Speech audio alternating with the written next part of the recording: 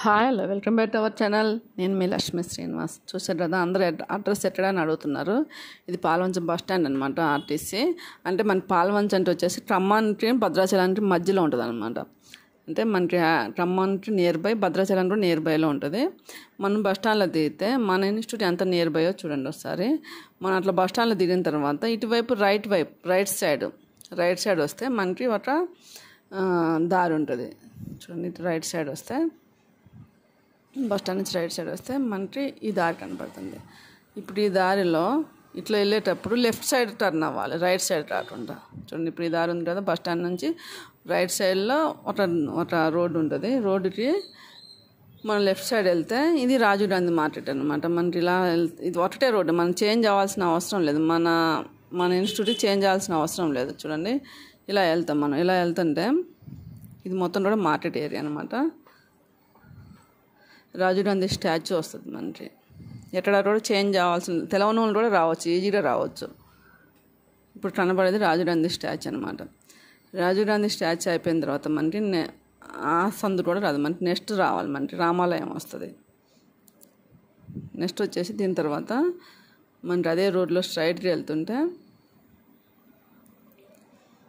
కనబడుతుంది. చూసారా, రామాలయం కనబడుతుంది.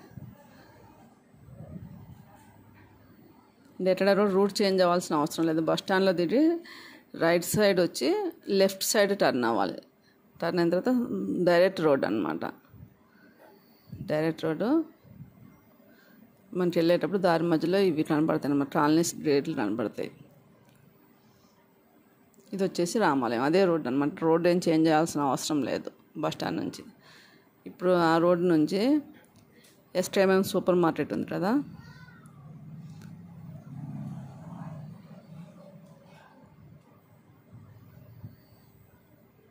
చూడండి. అలా మనకి ఆ రోడ్ను వస్తే సూపర్ మార్కెట్ రోడ్లో వస్తుంటే అది మన ఇన్స్టిట్యూట్ ఉన్న రోడ్ అనమాట.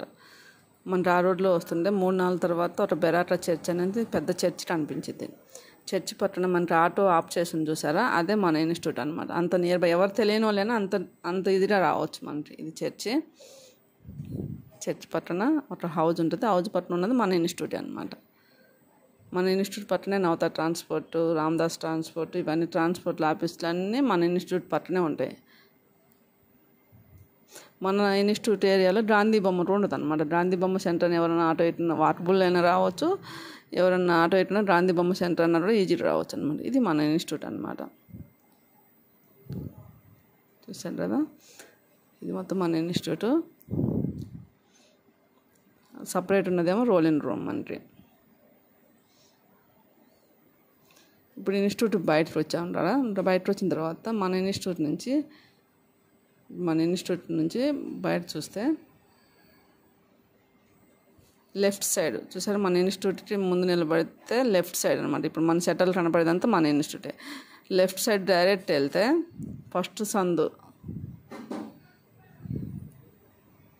ఇట్లా మన లెఫ్ట్ సైడ్ నుంచి మన ఇన్స్టిట్యూట్ లెఫ్ట్ సైడ్, ఈ సెటల్ ఉన్నదంతా కూడా మన ఇన్స్టిట్యూటే అనమాట. వెనకాల వాష్రూమ్ ఏరియా అన్నీ ఉన్నాయి అనమాట. ఎందుకంటే వాష్రూమ్ కూడా మనకి ఇబ్బంది లేకుండా ఉండాలని అన్నీ కలిపే తీసుకున్నాం మనం.